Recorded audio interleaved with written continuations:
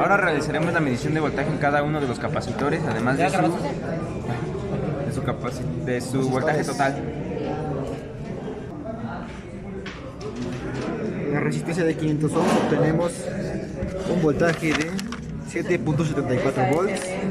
¿Cuál es? Y en la resistencia de 1000 ohms obtenemos el mismo voltaje.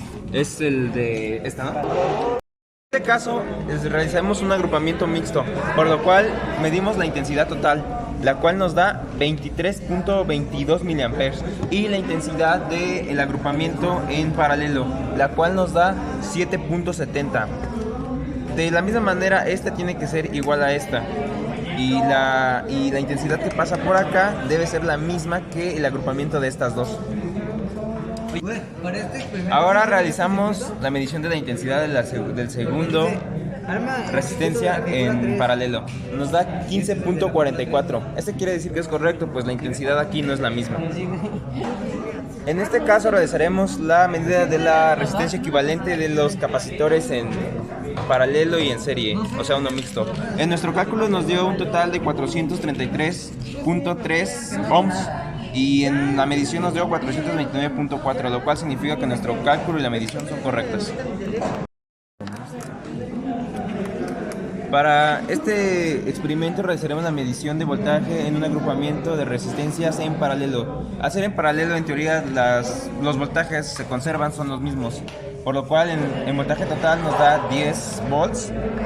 Y en el voltaje de la resistencia 1 nos da de la misma manera 10 volts.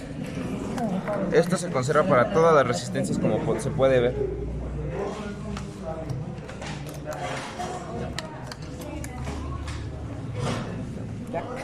En este experimento realizaremos un agrupamiento en paralelo de 3 resistencias y realizando un cálculo, el cual nos dio 76.92 ohms. Y ahora hay que checarlo con el multímetro. Al medirlo nos da que tiene un total de 76.1, por lo cual nuestro cálculo es correcto.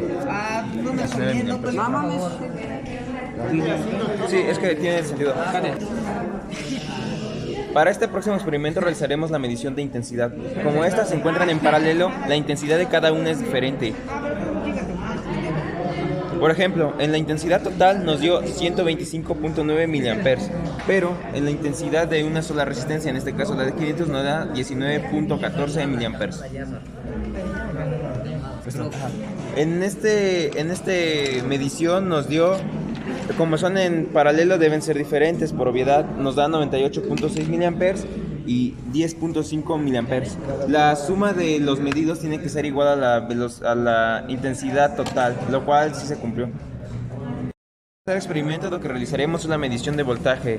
Como están en serie, los voltajes deben ser diferentes. En esta primera resistencia de 1000 ohms nos da que tiene un voltaje de 6.29. Ahora realizaremos la medición del segundo capacitor, que es el de 500. Este nos da que es de 3.13 volts o 3.14 volts. ¿Dónde me dio la de...? ¿Cuál es la de...? Ahora realizaremos la medición de la última resistencia, la de 100. Este nos da que tiene un voltaje de 0.626 volts.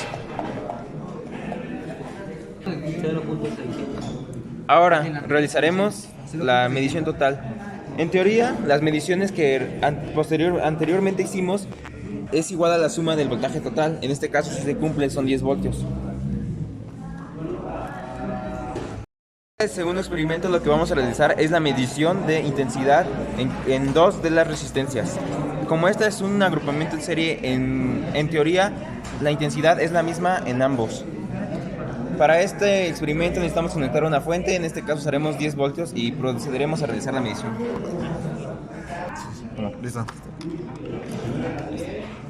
Listo.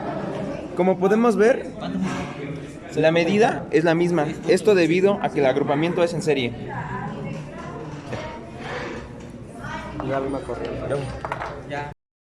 Para este primer experimento lo que vamos a realizar es la medición de un agrupamiento de resistencias en serie. Estas, al estar en serie, se unen por su sección transversal, lo que significa que en teoría la resistencia equivalente es igual a la suma de todas estas. Para hacer la medición se hace con el multímetro en ohms y sin voltaje.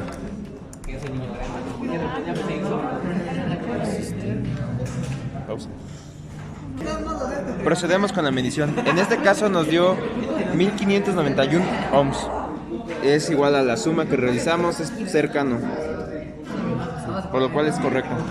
La suma de una resistencia de 1000 ohms más una de 100 y una de 500.